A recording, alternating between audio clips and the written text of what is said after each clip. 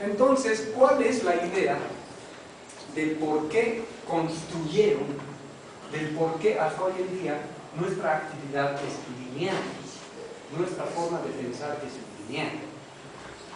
En matemáticas, desde la escuela, así como nos enseñan a hacer la A, la E, etc., otra de las primeras cosas que nos enseñan a escribir son números.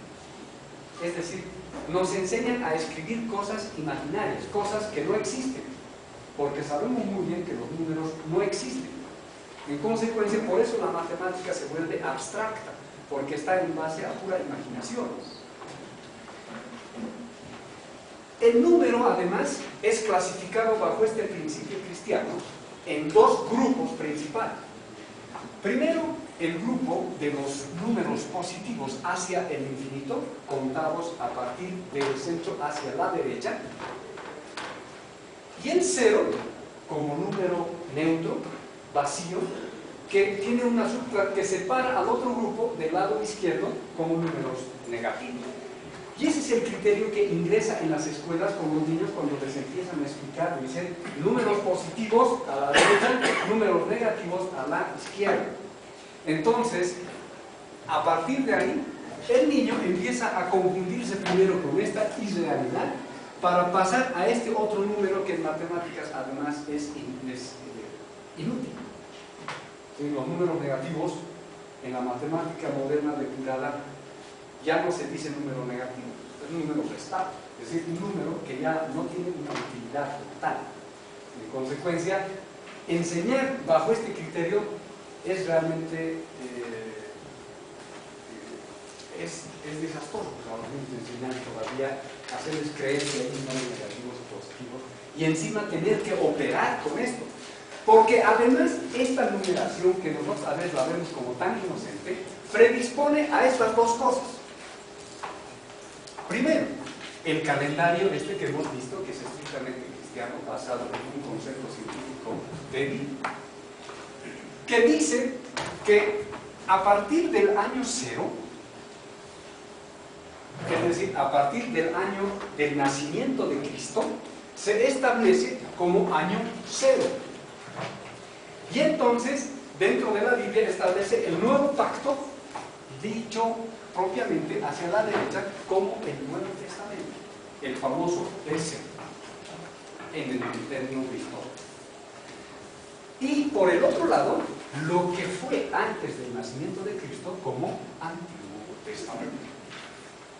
Entonces, la separación de la Biblia en estos dos grupos principales de textos relacionados con la creación y todo lo que corresponde a la fe cristiana, en todas sus versiones, está basado básicamente en esta estructura científica y en la estructura científica que hemos visto en el segundo cuadro al empezar este estudio.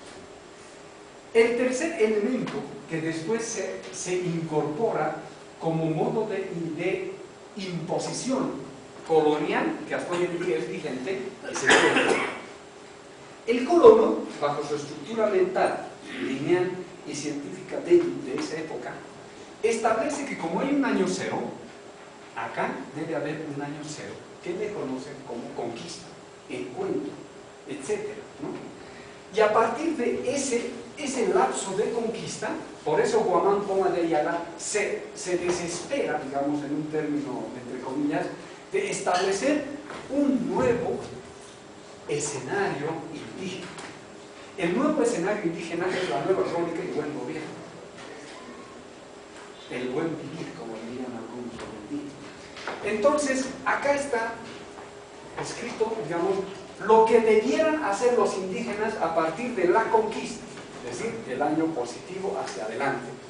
Y el año cero hacia atrás es el indio no gobernado. Claro, porque nuestros ancestros no tenían eso que nosotros conocemos hoy en día, democracia, gobernación. Entonces, por eso, hasta hoy en día no podemos entender ni podemos encajar a una constitución, una actividad que no corresponde a tal. Entonces, acá se establece año cero y año cero. Vamos a ver cómo eso incide en la actividad social. Pero este es, digamos, un análisis para entender cómo a partir de la numeración, es decir, y la numeración es básicamente ciencia, y el lenguaje de la ciencia, en consecuencia, a partir de ahí ellos pueden empezar a aplicar a cualquier otro escenario, como el escenario de la fe y como el escenario social. Guamán Pomeraniana, entonces, bajo ese criterio, establece un mapa mínimo. Un mapa donde además expresa cuál ha de ser el escenario o cómo él predispone el escenario del Tahuantinsuyo dentro de su concepción entre colono e indígena. Entonces dice acá, aquí hay un reino, entonces, además él establece reinos porque él sabe muy bien que son épocas feudales y dentro de estas épocas feudales se tienen que establecer reinos. Reinos llamados, por ejemplo, del norte, aquí está, llamado Antisuyo, aquí está el otro reino, Collasuyo, este es el llamado Contisuyo y aquí está el Chinchaysuyo, ¿no? Él es el que empieza a dibujar las cosas en cuatro. Y hay algunos que todavía creen que es tetraléctica la vida de los indígenas. Y divide en cuatro y se olvida del centro. Simplemente la pone en cuatro y se para en cuatro. Obviamente incorpora los escenarios astronómicos que el indígena no puede evitar de dibujarlos, porque nuestros ancestros eran evidentemente astrónomos. Y entonces él establece un escenario laboral en base a los conceptos del reino y todo eso, ¿no? Y de dónde viene y todo, digamos, cómo es la estructura del Tahuantinsuyo según Guamán Pomeraniana bajo la estructura lineal del colono. Entonces aparece el otro calendario, porque sabe bien, como digo, no puede evitar este tema de las fiestas, ¿no es cierto? Las fiestas, además, él es la persona, entre otras, que establece que Taxi o Quilla es sinónimo de mes, cuando ambas cosas no son significados de Quilla ni de Taxi. Entonces, a esta estructura de Quilla, que en quechua es lo mismo que Taxi, establece tareas festivas, es decir, los acontecimientos rituales encargados en 12 actividades por cada año, por cada siglo. Y en un análisis ya más serio, digamos, de las actividades rituales indígenas, sabemos muy bien que va y rompe por demás el número de 12, ¿no es cierto? Y ahí están los meses y los rituales que Guamán Pomeraniana establece por cada mes, ¿no? Cabalmente en el mes de junio, en el mes de junio, fíjense, hay una relación estrecha con el sol. Nuestros hermanos establecían que realmente tenía que empezar el giro, eso que nosotros llamamos año, ellos decían el giro tenía que establecerse en esta época, porque el sol, en un dibujo que vamos a ver adelante, estaba en una esquina, y de esa esquina tenía que volver, y ese es un acontecimiento estrictamente astronómico reconocido por nuestros abuelos.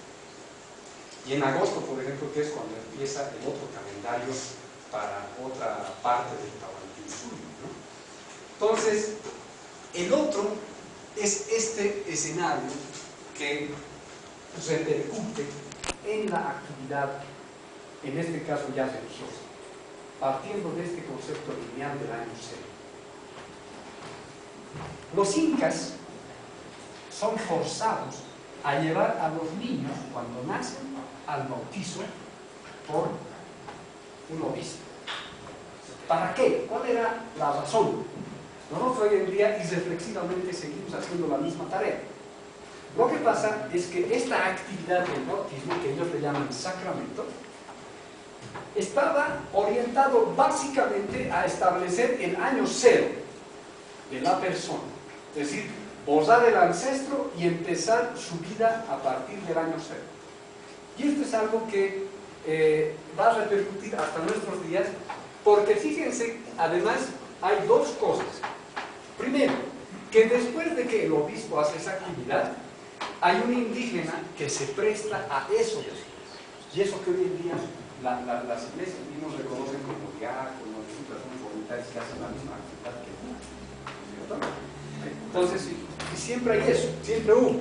Entonces, en consecuencia, más adelante, lo que hace por mandato del Vaticano es el Inca bautiza a su hermano. Es decir, ya no es el obispo el que establece el año cero, sino el que establece el año cero es el mismo Inca.